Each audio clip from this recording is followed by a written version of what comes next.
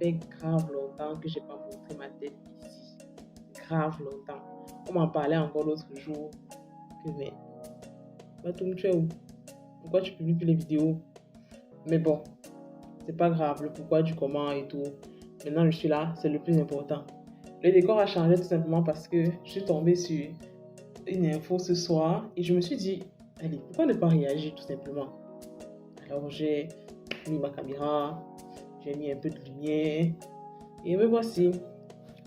L'histoire en fait c'est celle de Mendomo. Je sens que cette histoire va devenir, son nom va devenir aussi célèbre que celui de Aïcha. Vous imaginez? Donc c'est l'histoire de Mendomo. Dame Mendomo qui est mariée à un monsieur. Et le monsieur, tous les matins, part au champ pour prendre des aliments qui vont subvenir à leurs besoins. Normal, vous voyez, c'est un homme malade. Donc, un matin, quand monsieur part au champ, Dame Mendomo laisse entrer un mougou, un pompier, comme on dit souvent. Apparemment, c'est une femme qui est très active dans ça et elle a un appétit insatiable. Son mari qui apparemment ne réussirait plus à la satisfaire. Donc, elle est entrée un mougou qui vulgairement, on va dire, a des relations intimes avec elle. Mais ils sont surpris par monsieur qui rentre du champ. Et dès qu'il ouvre la porte, il a directement frappé le deuxième bureau de sa femme qui était sur elle avec la machette. Donc ça l'a blessé, ça l'a fendu. Je crois que c'est de ce côté. Oui, sur la vidéo, je crois que c'est de ce côté. Non, c'est celui-ci. En tout cas, c'est d'un des côtés. Donc, il a fait ça. Ensuite, il a demandé aux deux doutereaux de continuer à se faire plaisir pendant à peu près 5 coups. Je ne sais pas combien de temps les coups durent, mais 5 coups. Il a demandé aux gars de se libérer 5 fois. Déjà, on vient de t'attraper. Ensuite, on t'a blessé la tête avec la machette. Ton sang a coulé un peu de partout. Et on te demande de faire 5 coups. Ok. D'accord. Ok. Je ne sais pas comment il a réussi à tenir. Mais au moment de la vidéo, on constate que le monsieur se lève et part en courant. Il est nu et il part en courant. Oh. Et il le poursuit. Je crois que c'est là que la vidéo s'arrête. Du moins, celle que j'ai eu à voir, c'est là qu'elle s'arrête. Cette histoire caractérise grandement ce qu'on appelle l'adultère. Et quand j'ai eu à voir la vidéo, par exemple, certains disaient que non, il n'aurait pas dû frapper le monsieur, c'est pas bien. Même s'il a trouvé sa femme, il faut qu'il fasse cela, il faut pas que. D'autres qui disaient non, c'est la légitime défense, on ne va rien lui faire. Faux. C'est pas de la légitime défense du tout, ce qu'il a fait là. C'est pas du tout la légitime défense. Je suis désolée. Il a agi sur le coup de la colère. C'est presque un moment de folie. Et on pourra faire en sorte qu'il bénéficie peut-être des circonstances atténuantes. Je ne suis pas le juge, mais je suppose qu'on pourrait le faire. On pourrait. Ça ne change en rien que Dame Mendomo pourra être accusée d'adultère. Je pense que, vu la vidéo, le monde entier a vu.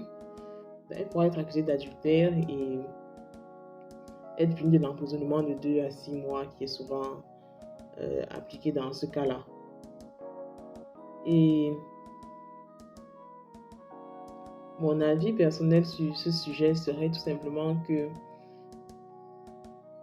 je constate que même si l'État peut encadrer les agissements des populations, presque tous les agissements des populations, il est important que nous fassions la part des choses parce que humainement parlant, je pense que ça a été difficile pour monsieur. Je vais dire monsieur Mendomo parce que si on l'appelle Dame Mendomo, certainement il a pris le nom de son mari. Certainement, parce qu'il y a certaines femmes qui ne prennent pas le nom de leur mari. Donc si monsieur Mendomo les a trouvés comme ça, je n'imagine même pas ce qu'il a pu ressentir à cet instant-là. Et Dame Mendomo qui était la fautive, on se demanderait mais pourquoi faire ça? Tout le temps on parle de men are trash, on parle de men are trash. Woman is not easy, hein? Les femmes ne sont pas faciles. On a l'habitude de dire ici que quand la femme veut te faire, même le diable s'assoit et commence à prendre les notes. Qualité que ça l'a dépassé, il dit grande sœur, donne-moi les coups. Parce que ce qu'on dit là que je suis même le diable, là, je ne sais pas s'ils savent qui on a créé. C'est-à-dire toi. Donc, c'est une histoire d'adultère encore qui rejoint toutes les autres qui se sont mal terminées. Certaines histoires, même, je pense que les femmes ont eu à éliminer leur mari et des maris ont eu à éliminer leur femme. Tellement ils se sentaient trahis, ils se sentaient cocufiés, ils se sentaient et tout. J'imagine, pour ceux qui ont déjà eu des relations où ils ont été victimes d'adultère, je crois que vous ressentez, vous comprenez ce que la personne a pu ressentir. Donc, c'est cette vidéo qui m'a un peu choquée ce soir et je voulais un peu en parler. C'est vrai que ce n'était pas prévu, mais bon, c'est pas grave. Je voulais vous donner mon avis et vous pourrez aussi me donner vos avis en commentaire. Est-ce que dans des cas comme celui-ci, il faudrait parler de légitime défense? Est-ce que c'est réellement de la légitime défense d'avoir blessé l'amant de sa conjointe? Est-ce que dans ce cas, on peut accuser la femme d'adultère vu que c'est sous la contrainte qu'ils ont commencé à le faire? Bon, c'est sur la contrainte qu'on les a montrés en train de le faire. Mais j'imagine que si on les a trouvés en train de le faire sans contrainte. Vous voyez un peu? Bref.